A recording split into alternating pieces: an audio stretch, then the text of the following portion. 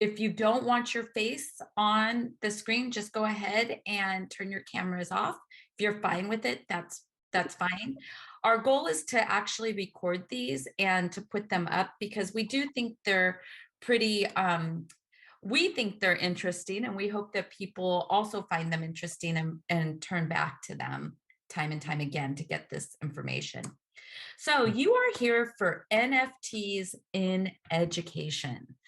And so I'm just going to start by asking any of you, what do you know what, raise your hand or put in the chat, do you know what an NFT is? Or you think you do? I know it stands for non-fungible token. Awesome. That's ahead of the ball game for a lot of people. That was definitely ahead of my learning curve when I first started on this route of what is an NFT. Mm. So it does stand for that. And we're going to actually talk a little bit about it. So the first thing that we're going to do is talk about what the objectives are for this class.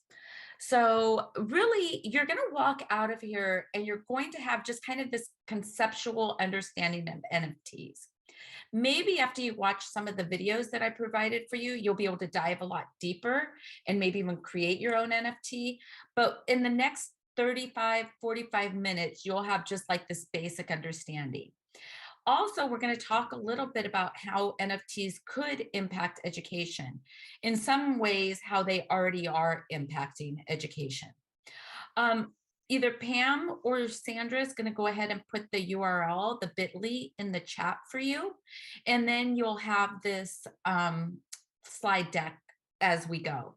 So before we start, how does everybody feel about the objectives? Good. Like, yeah, that's kind of what I was hoping to come here and learn. Great. Okay, so I'm going to start the class off kind of in the way that I learned what an NFT was. And it's kind of how I get a lot of my information. And oops, sorry. And it's through SNL.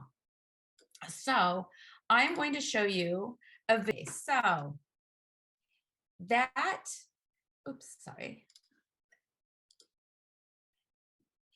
In a kind of funny way, that went through what exactly an NFT is. And we're going to talk about it in a little more detail today. But what I would like to encourage you is I put a collection of explanations here for you to peruse in your own time. I will tell you the thing that got me really interested in this, and I thought, we need to do something here at the San Diego County Office of Ed and really explore this, was one day when I was listening to a podcast, and it's the Rainbow Chain podcast, and it's a reply all. And it really breaks it down in a way that made me understand and also made me think about how we would eventually see this in education. So I'm going to challenge you in your own time when you're free to take a look at some of these resources on what an NFT is and start to think for yourself on how will this impact education, or just maybe even your life. How will this impact in your lifetime? Before we move on, any questions out there? Wonderings or just statements that anybody would like to talk about? All right. And always leave questions in the chat. And again, I'm not a full expert on NFTs. I'm somebody who's been thinking about them a lot lately.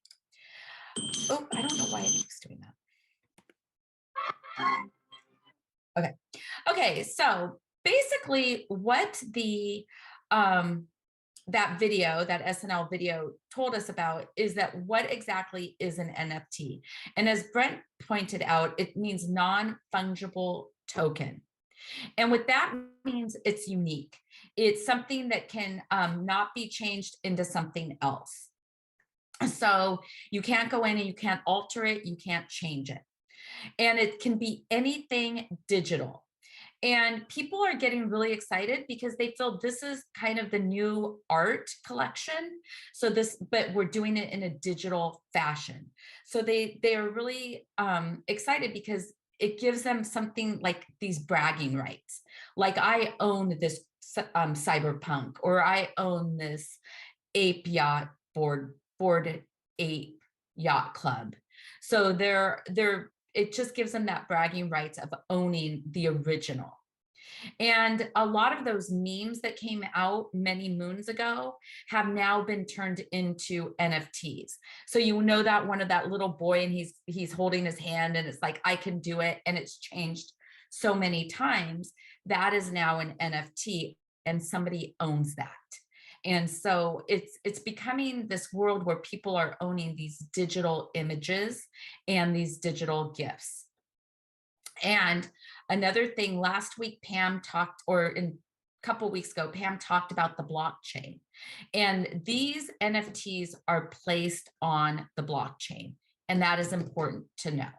And that blockchain is very secure. And we're going to talk a little bit about why the blockchain is secure and why an NFT is placed on it. So before I move on, any questions, anything in the chat that I need to be aware of? Okay. All right, let me move on. Oops. Hold on a second. Okay, so I wanted to just kind of show you some of the most popular NFTs out there and their price tags. So this is CryptoPunk, number 5822, and this one sold for 23.7 million. Pretty crazy, right? And these are real prices. These are actually, this is real money that people are paying for these. So the Cyberpunk, and Cyberpunk is a series. So if you go online, you will see quite a few different Cyberpunks. They're all highly pixelated, and they all kind of, or the CryptoPunks, and they all kind of look like this. They change a little bit, right? This one for about a year and a half was the most expensive NFT ever sold, and it sold for 69.3 million. It's by a very popular artist, NFT artist named Beeple. And what Beeple did is he did an image every day for 5,000 days. And so this was, again, the most expensive one for about a year and a half. And it sold for this amount of money. Does that mean that it cannot be replicated? It could be replicated. I am 100% allowed to put this on my screen. I don't own the original, but I can look at it. It's kind of like the Mona Lisa. You can get copies of the Mona Lisa, but you're not going to own the Mona Lisa. Is everybody kind of following me on that? You have two questions. Yeah, of course. What are they? Asking if an NFT could be something besides art. Yes, and we'll talk a little bit about what that can be. And then another person is asking how value is determined. Is everything at an auction? It basically, value is determined by what somebody's willing to pay. So this may be worth 69.3 million today, but the price may drop. Somebody might be like, that is not worth it to me. And actually, if you listen to, let me go back, this podcast right here, the Rainbow Chain, this one is all about a person who, she is a huge Justin Bieber fan. And Justin Bieber did these NFTs that he released, and everybody was super excited about them. And there was, I think, about 300 that he released, and there were these cute little teddy bears. They kind of looked like, what were those called? The really popular little teddy bears. Care Bears? What, not Care Bears. Everybody collected them for a while. Beanie Babies. It looked like a little Beanie Baby. Yeah. And out of those, there were a couple that had like a little rainbow scarf. And if you got that rainbow scarf, you were considered special. And the thought was that rainbow scarf one would go up in price. And so this person paid about $2,000 for this NFT with the Justin Bieber, and she was lucky she got the one with the rainbow scarf. Well, eventually that price fell. People weren't as excited about this particular NFT. So who determines the price? It's really the public and what they're willing to spend. Okay, so cyber, oops. So the Beeple was the most popular, but then we came up with this one, which is Pack the Merge. And this one sold for 91.8 million. This is all it is. And somebody bought it. And it was sold to it was exactly a year ago. Okay, now we get into these other types of NFTs. And these are ones that are really popular. And these are they're the Ape Yacht Club ones. And the reason why the Bored Ape Yacht Club are so popular, you'll see that this is the one that Eminem just bought for $462,000, is because it also allows, if you have one of these Bored Ape Yacht Club NFTs, you're kind of buying into this club. And this club allows you to go to private chat rooms. It allows you to socialize with other people that you know have this type of money to spend on an NFT. So it kind of starts to allow you to go into these different elite locations. Some of them are on the web, but some of them people are actually meeting in person. For this one, there is a actual yacht club that people can go to if they are a true owner of this. And it can be checked on the blockchain. So you can really see, like somebody could say, oh, I'm a Bored Ape Club, Yacht Club member, but they could check the blockchain right there and say, oh no, you were a member last year, but you don't own it anymore, so you need to leave. Any questions about that? It's a different way of thinking, somewhat. No questions in the chat. I kind of have a question. So some of these collections, like the CryptoPunks or the Bored Ape Yacht Club, those ones, like, so like the one that's on the screen right now, like, did someone actually like create each one, or are the attributes assigned by some kind of like computer program to generate like really rare ones and really common ones? You know, like maybe only one has this hat, or like 15% have this hat. Like how are they actually generated? Because I know some of these collections are really big, like 10,000 different images, you know. It really depends, because some people create them by hand. And NFT, anybody can create an NFT. Like your child could do an art project and then you could digitally animate it, and that could be an NFT. Some of these, I want to say that I think the CryptoPunks are probably just kind of replicated, and maybe they just change a color, something very simple. It really depends, but some artists really go out of their way and create unique art. And again, if you there's one back here, this video right here, I'm fascinated by, because this girl, she's 13 years old. She's always loved doing, she calls them long neck women, I think. And she's always been drawing them since she was a little girl. So I think her aunt told her, you should turn them into NFTs. She turned them into NFTs. At 13 years old, she is a multimillionaire. But all of hers are hand drawn and unique.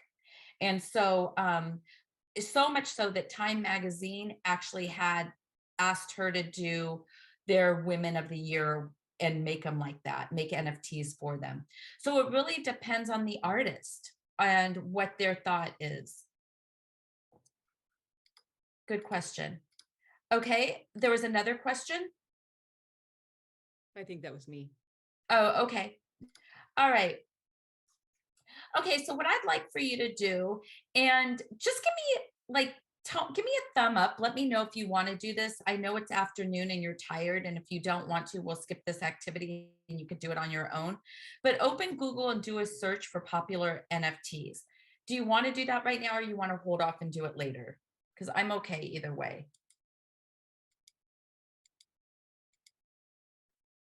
Here, why don't I just share my screen and I'll do a quick search for you. And Alicia, someone's asking if there's a store, like a common store, a place where you can go buy NFTs. Yes, we're going to actually go over all that. So if you go to popular, can everybody see my screen? Yeah.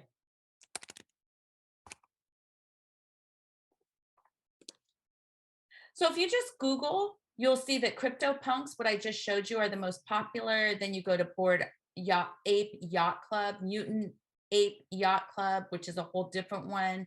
So there's a lot of different ones, and you can go to the images and just see what they look like. They're nothing really special, but for some reason, they've just really taken off. These kitty ones have become huge recently. So again, it just makes you wonder, like, what is it? How did NFTs become so popular? And then what makes these collections so popular? So it's interesting to kind of dive down this rabbit hole, which I have done. And if you look, here's those Bored Ape Yacht Club. This one has leopard. This one is the one Eminem just bought, kind of looks like him. This one's the cowboy. So it just depends on, here's one smoking. They're all different. All right, so I'm going to encourage you to do that and see for yourself what's out there. Okay, let's talk a little bit about what's the difference between NFTs and Bitcoin, because a lot of times people get a little confused on those two. First, I'm going to talk a little bit about how they're the same. So a lot of reasons why people get them kind of confused is because they both gained a lot of recognition about 12 years ago. So in 2010, that is when you started hearing about Bitcoin and NFTs. Mainly like people who were really hip and cool, like not me. I didn't hear about them till about 3 years ago, but super hip and cool people started hearing about them in 2010. They started attracting the same type of people. So like the people that do a lot of like, hey, I'm a hustler, I can get this done, I can make a lot of money. People like that who were really kind of not afraid to take risks started getting involved in this digital asset world. And that's kind of what it is. It's this digital asset world. It's kind of the difference between, remember, like many of you may have had grandparents or great grandparents who are like, I keep all my money under the mattress because I lived through the Great Depression. And then people are like, that's crazy. I keep mine in a bank.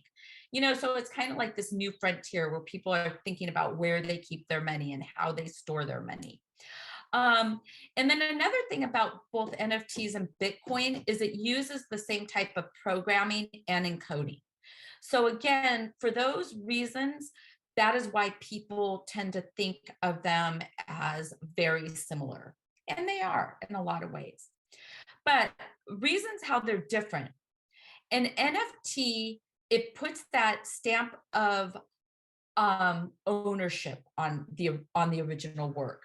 So it allows somebody that ability to say, I own this. This is mine. And you can check this is mine. So nobody's going to be like just taking it off the wall and stealing it, because you can see people can steal it, which I'll talk a little bit about, but you can actually see who's stolen it.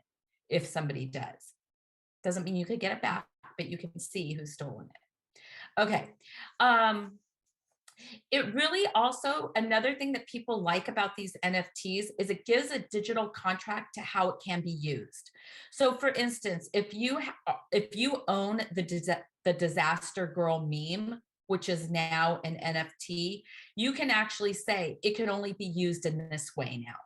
And if somebody breaks that, you can go back to that digital contract, which is on the blockchain, and look.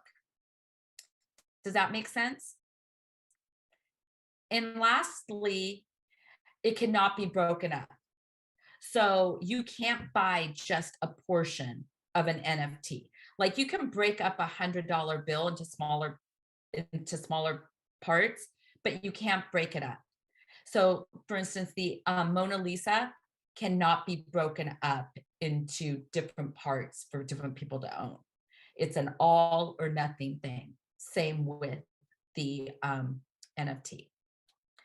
Okay, now a Bitcoin can be traded for another Bitcoin. But it's on this decentralized and encrypted system, and it doesn't belong. It's like a Bitcoin is like banking without banks. It doesn't matter what country you're in. It doesn't matter what banking system you are in.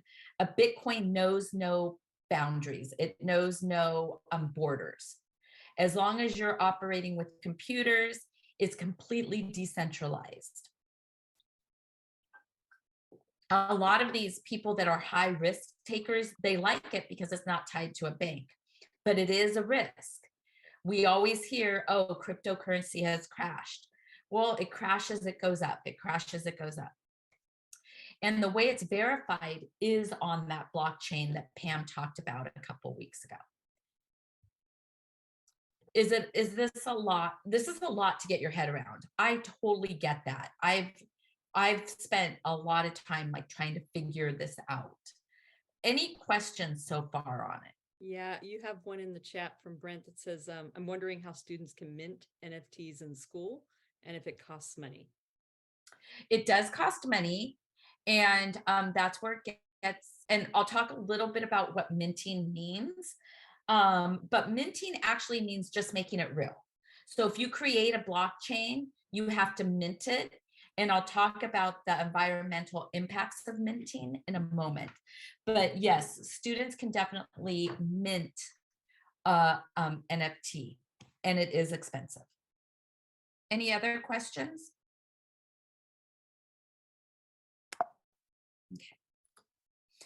Okay, so let's talk a little bit about how you could use NFTs in education. And I talked a little bit about K-12 and then college. So one thing that really intrigues me about NFTs is that they can be used for to show competency. And so I think a lot about what happened with COVID.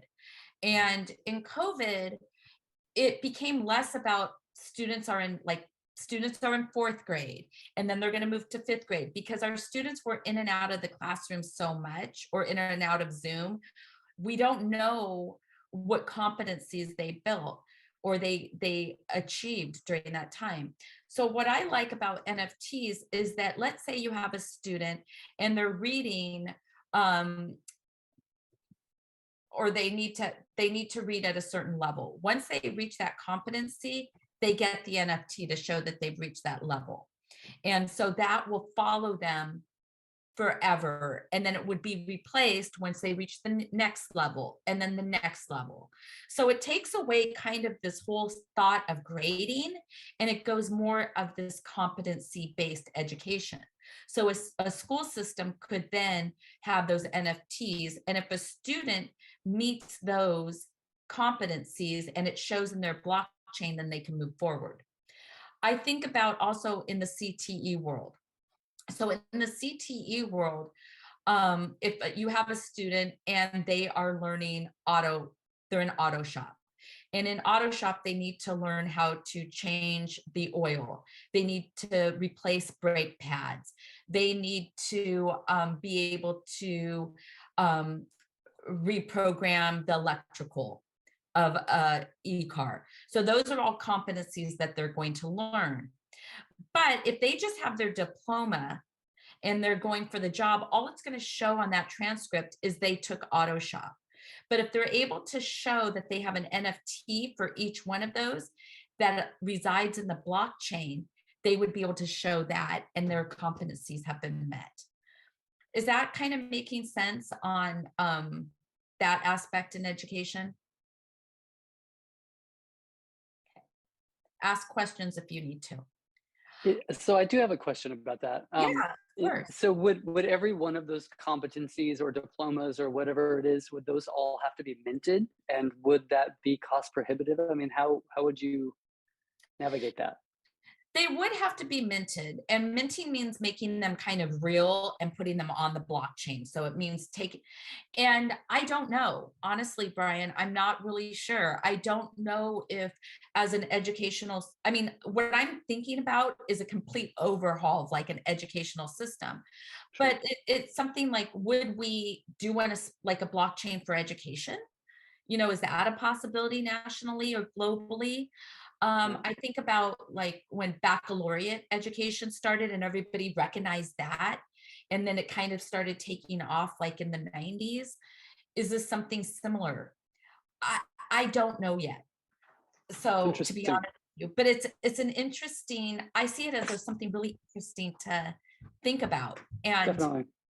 what does our future hold for us with this technology? Um, Another aspect that I think about a lot of experiences.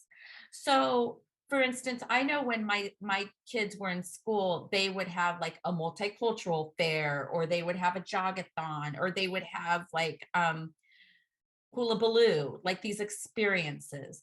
I think you could do that with NFTs as well, and then it shows this common experience that a lot of people have done. And it doesn't limit you to sharing this experience just at your school.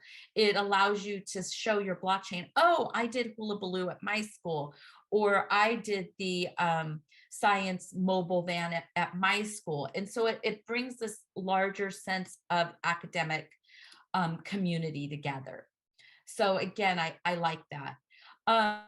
One of the most common ones that I've heard is just using it as diplomas. So when somebody reaches all of those experiences, it's there as a diploma.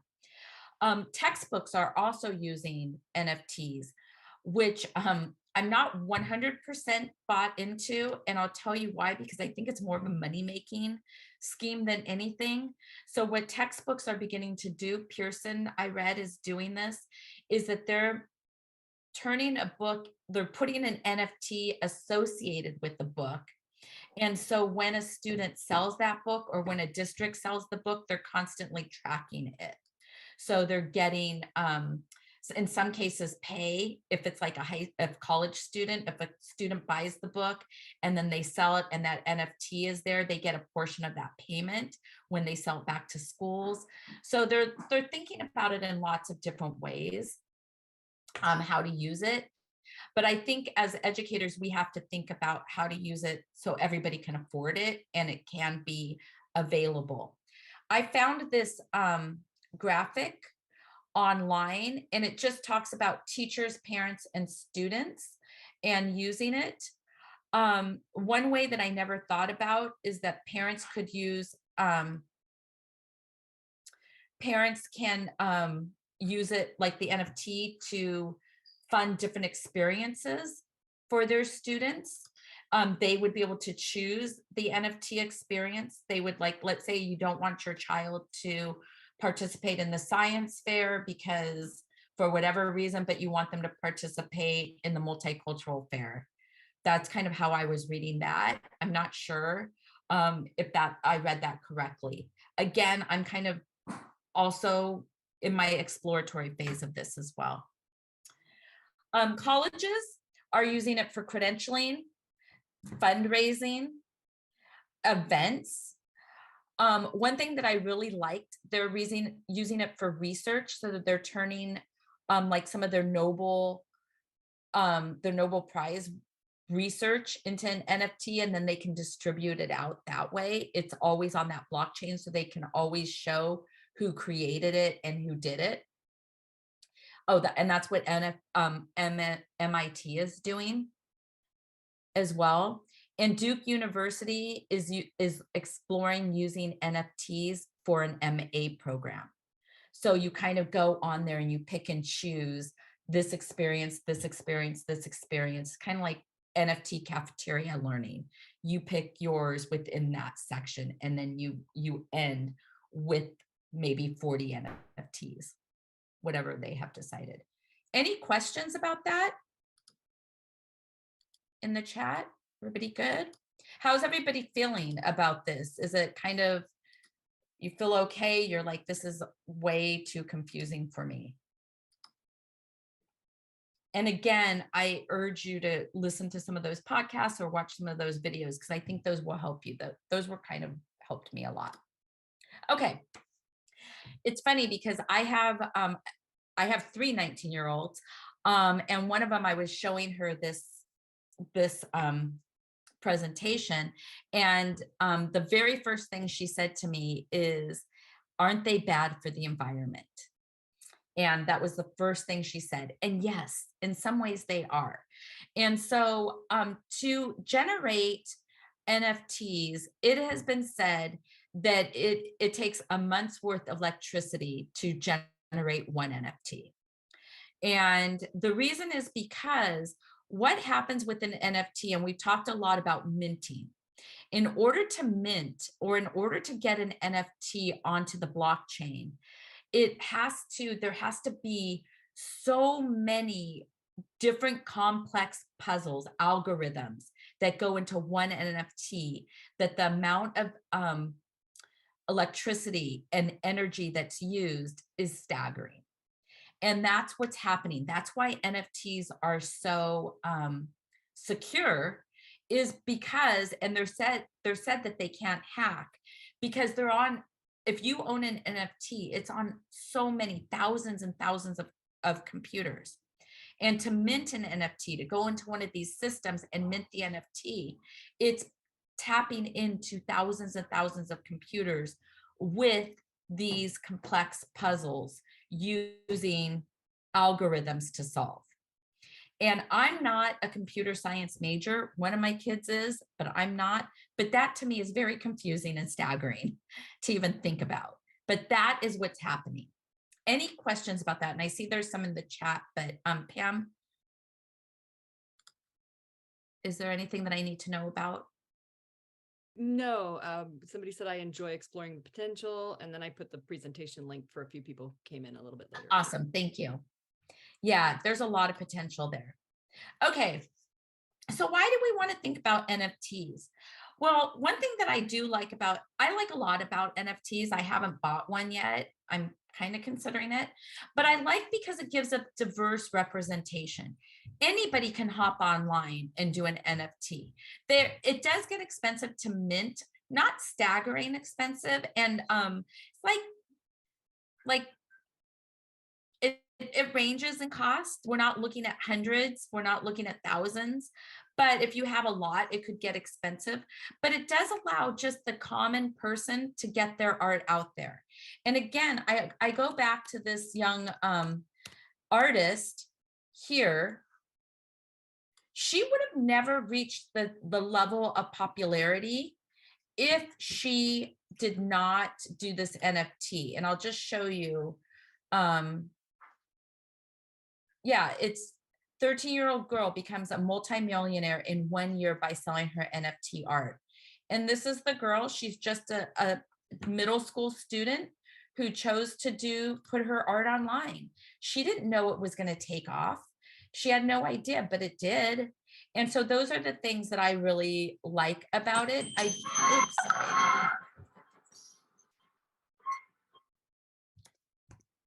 It allows the playing field in some ways to be level. There's also different marketplaces that are opening every day. And these different marketplaces are really geared towards diverse artists. They're geared towards women or people of color or neurodiversities, etc. So you can find your own kind of niche to fall into and present your art on. So it's not like you just, it's not like you aspire to get in the Louvre and your chances of getting in the Louvre are really, really small. There is a place for you on the web. You just have to find it. And with that, it allows people to have this sense of belonging. And I found my community. I'm going to post there. I maybe like to post about my speech impediment, and I'm going to post what that might be like. So I might go with neurodiversity people in that marketplace. It has some place for everybody. So that I do like that. And it does create more equitable access to wealth in some cases. And I'm not saying it's perfect. It is absolutely not perfect, but there are cases of people being able to present what they have and get a following. Any questions about this?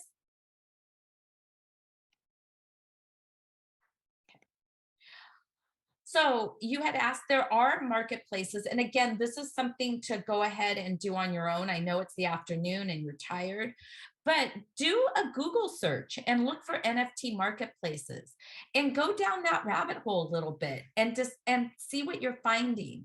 And it's really kind of fun to see this whole world that is out there that you never ever expected.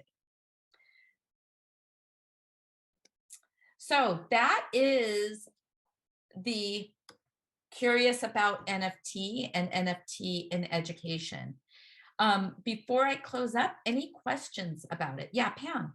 Yeah, I was just going to say, I've heard things like with the NFTs, there's a lot of speculation going on right now, which is making it kind of volatile. But where you might have Eminem buying the NFT all by himself, when Alicia said you can't break up the NFT, that's true, but people can buy into it. Oh, Who yeah. are separate owners. So it's not like I can own this small left-hand corner of the Mona Lisa, NFT, but that's kind of an interesting phenomenon that I'm seeing too, is there are investment companies who are known for investing in art, but now they're switching over to also have an NFT platform where they're that you can do some speculative things, and like that one, I think that had the one that is the highest priced NFT. If you look in the notes in the presentation, there's a little bit of a history from it. I just, we copied pasted what we put in from the internet, but it kind of gives you that background on what that is, who owns it. Is it multiple people? Is it one person? That's all kind of interesting to me. And then I was also going to say that, I lost what I was going to say. Sorry, just one brain cell and right out the other. It's That's okay. Yeah, as Pam said, that multiple people can, but the nice thing is you see who it is. So you would see that it's an investment group or it's an individual. Oh, and people can steal NFTs. Yeah. And so again, with your, just like any other password, somebody can ask you for that password and take it, and then they can take your NFT. You can fall into these scams and you can see who it is, but there's no NFT, please. Like once it's gone and you've transferred that, it's gone. And that Reply All podcast is all about that. And so she was able to track. So what had happened was somebody stole her Justin Bieber NFT because she gave them her password. She was scammed. And then they immediately sold it to somebody else for like $2,000. So she contacted that person and said, hey, can I have the NFT back? And he's like, no. And she said, would you be willing to trade? And that kind of started this whole podcast on trading and NFT and kind of the question we were asked earlier, what it's worth and who determines that worth. So it's a brave new world out there, but it's an interesting one. It's one that as educators, we need to really know about, because our students are learning about this through just being online and being young, and they're digital. And so it's something that we need to think about. I was going to say there's someone who has somebody wrote in the chat if you want to read that real quick, but I was going to say too that it allows people, and you may have said this already, like if you imagine you're the kid in that business kid meme, the little kid who's got his fist raised. For the longest time that went out there, it went viral. It was a viral meme, and that person had no way of saying, that's me, I own that. That was me. You should be paying me some kind of a royalty fee or whatever. And you really can't do royalty fees with viral images, right? It's just, you'd be chasing ghosts everywhere. that a couple of these really famous memes that are out there, the people who owned the original photograph and can have that provenance to say, this is me and I own this. I'm now minting this as an NFT, and anybody else can mint it as an NFT, but mine's the only one that really matters because this was me and there's a story behind it. So those are the kinds of things that you might look for if you're interested in, kind of purchasing or group purchasing into an NFT or something, is really look at the provenance, look at who's behind it, what it means. Exactly similar to that in athletics. You can buy a football jersey, but it really matters if it's a famous football player and he wore it in whatever I'm Super Bowl, that they won, something like that. That makes that a much more valuable shirt than if it was something that he tossed to a fan during a practice or something like that. But So, I had a question. Yeah, Bob asked a question and he just said, when does it become too much? Honestly, I don't know. I never understand the super rich and what they choose to pay their money for. I would think, $1 million, I would think $2,000 to own something digital is enough. It's too much. But again, I don't like to pay for parking. So, who knows? It's where we all put our own values and what we consider valuable. And that's why I think maybe these newer generations that are coming up, they live in a digital world. And so they see value in things that somebody my age who was born in the 60s doesn't. And again, I think it's just a very interesting world that we're embarking on. And I don't know when it becomes too much.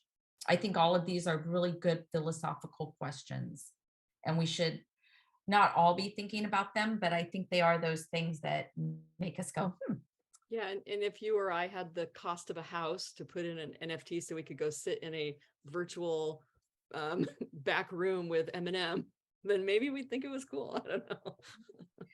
So we hope you like this series. We're going to continue it because we think that it's interesting and we're learning a lot.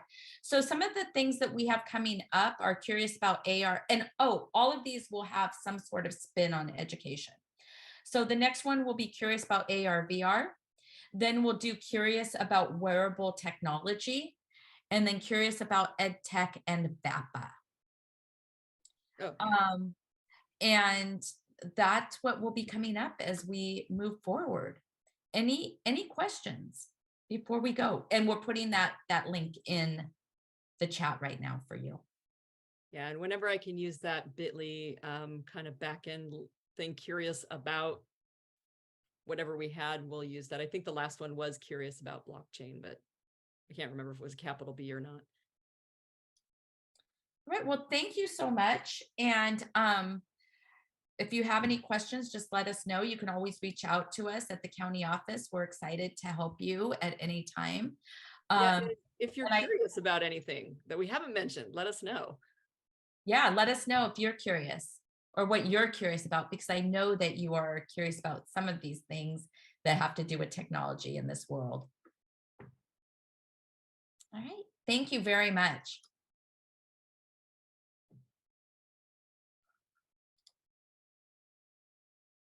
Right. Alicia, I'll see you tomorrow.